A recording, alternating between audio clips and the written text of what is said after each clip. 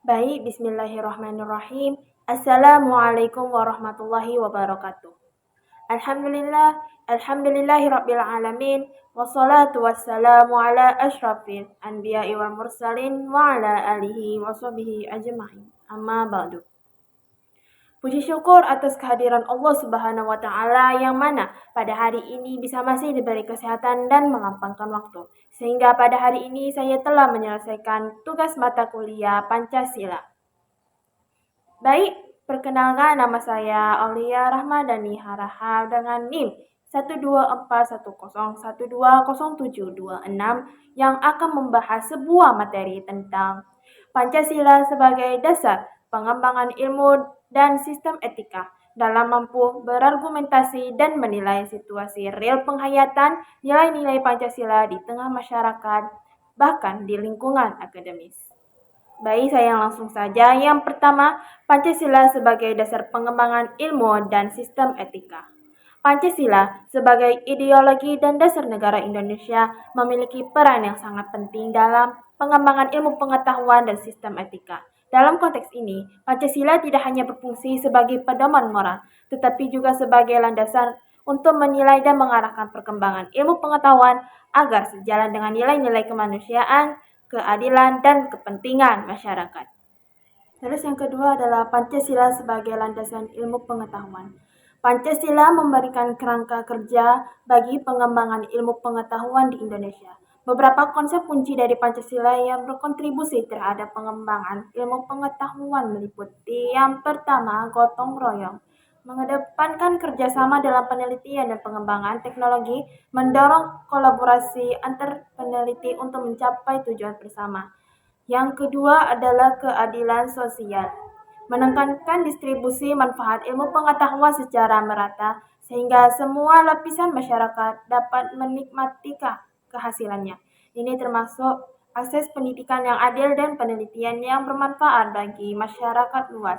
Yang ketiga adalah demokrasi deliberatif, mendorong partisipasi aktif masyarakat dalam proses pengembangan ilmu pengetahuan, termasuk dalam identifikasi kebutuhan dan evaluasi dampak teknologi.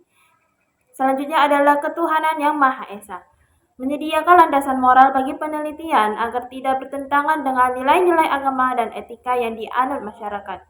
Selanjutnya adalah kemanusiaan yang adil dan beradab, mengajarkan nilai-nilai kemanusiaan yang harus diperhatikan dalam setiap inovasi ilmiah, memastikan bahwa perkembangan teknologi tidak hanya menguntungkan secara ekonomi, tetapi juga meningkatkan kesejahteraan manusia. Terus pembahasan yang ketiga adalah Pancasila sebagai sistem etika. Sebagai sistem etika, Pancasila menawarkan panduan perilaku bagi individu dalam kehidupan masyarakat. Nilai-nilai yang terkandung dalam setiap Pancasila itu ada 5, yaitu ketuhanan, kemanusiaan, persatuan, kerakyatan, dan keadilan dalam membentuk norma sosial yang harus kita pegang oleh setiap warga negara. Mari kita bahas satu-satu. Yang pertama adalah ketuhanan, mendorong penghormatan antar umat beragama dan menjunjung tinggi nilai-nilai spiritual dalam kehidupan sehari-hari. Yang kedua adalah kemanusiaan. Kita akan mengajak masyarakat untuk bersikap adil dan beradab terhadap sesama, serta menghindari tindakan diskriminatif. Yang ketiga adalah persatuan. Kita akan memperkuat rasa kebersamaan di tengah keberagaman suku, agama, dan budaya di Indonesia. Yang keempat adalah kerakyatan. Kita akan mendorong berpartisipasi aktif dalam proses pengambilan keputusan melalui musyawarah untuk mufakat. Yang kelima adalah keadilan sosial, menjamin hak-hak setiap individu tanpa memandang latar belakang sosial atau ekonomi.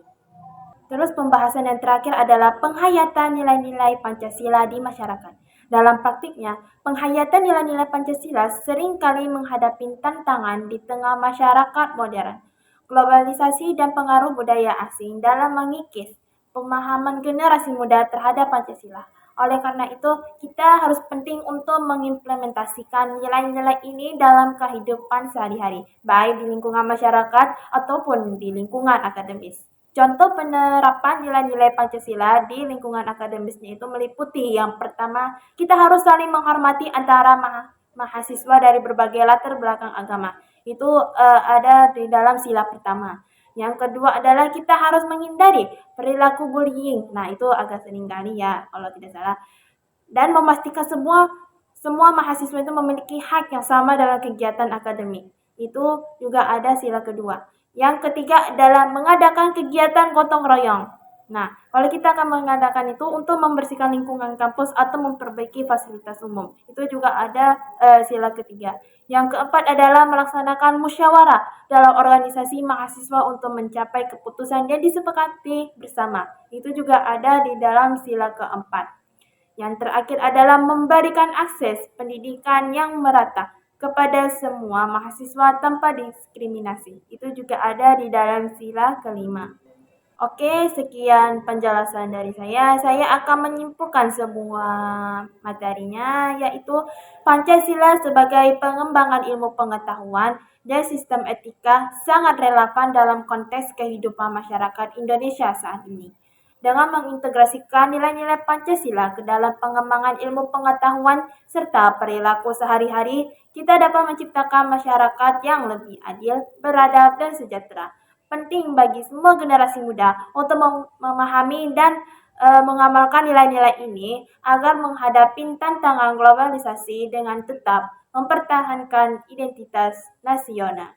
Baik, sekian penjelasan dan kesimpulan dari saya. Apabila ada kesalahan dalam kata atau menyampaikan materi, mohon dimaafkan. Baik, saya akhiri. Wabillahi taufiq wal hidayah. Wassalamualaikum warahmatullahi wabarakatuh.